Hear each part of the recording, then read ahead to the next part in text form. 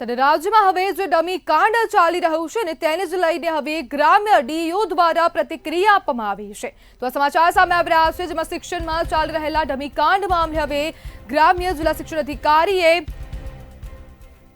પ્રતિક્રિયા આપી છે। અમદાવાદ ગ્રામ્ય જિલ્લા શિક્ષણ અધિકારીની ટીમ તપાસ કરશે। શિક્ષણ વિભાગની ગાઈડલાઈન અનુસાર કાર્યવાહી કરવામાં આવશે।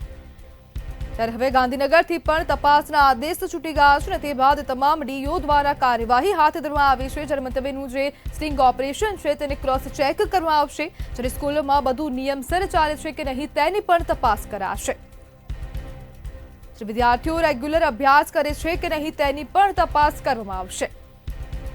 મદદનીશ નિરીક્ષક, સ્ટાફ અને શિક્ષક દ્વારા તપાસ કરવામાં આવશે। અધિકારીઓના સાથે રાખીને તપાસ હાથ ધરવામાં આવશે। ગ્રામ્ય જિલ્લા શિક્ષણ અધિકારી દ્વારા પ્રતિક્રિયા આપવામાં આવી છે અને મંતવ્ય દ્વારા આપેલ વિગતોમાં ક્રોસ ચેક કરીશું। 15 થી પણ વધારે સ્કૂલો જે છે તે ડમી કાંડમાં સામેલ છે અને ગઈકાલે કુબેર જેની પણ પ્રતિક્રિયા આવી છે, બરાબર? તમે શું તપાસ કરવાના છો હવે આમાં? એમને આ પ્રકારની આપના દ્વારા જે આપ કહી રહ્યા છો એ મુજબ જે કોઈ કમ્પ્લેન મળે છે તો અમે નિયમાનુસાર જે મારા શિક્ષણ વિભાગની ગાઈડલાઈન મુજબ સ્કૂલો ચાલે છે અમે ક્રોસ ચેક કરાવી લઈશું અને નિયમિત ચાલશે। હજુ સુધી અમને એવી કોઈ કમ્પ્લેન નથી મળી, પણ જો હશે તો અમે એને સ્કૂલ રેગ્યુલર ચાલશે અને બધું જ નિયમસર ચાલશે, અમે એનું ચેક કરાવીશું।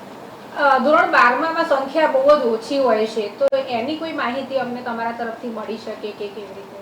એ અમે ચેક કરીને કહીએ, કારણ કે બધા જ વિદ્યાર્થીઓ અત્યારે રેગ્યુલર અભ્યાસ કરી રહ્યા છે, એટલે એવું કોઈ અમારી જોડે અત્યારે કોઈ પાસે કમ્પ્લેન નથી। કયા પ્રકારની તપાસ હવે આગામી દિવસોમાં કરવાની છે? એટલે અમે આપના દ્વારા જે કંઈ જે મળી રહ્યા છે તો એ રેગ્યુલર અમારા જે મદદનીશ નિરીક્ષણ સ્ટાફ કે શિક્ષણ નિરીક્ષક દ્વારા એ રૂબરૂ મુલાકાત લઈને એનું ચેક કરે છે।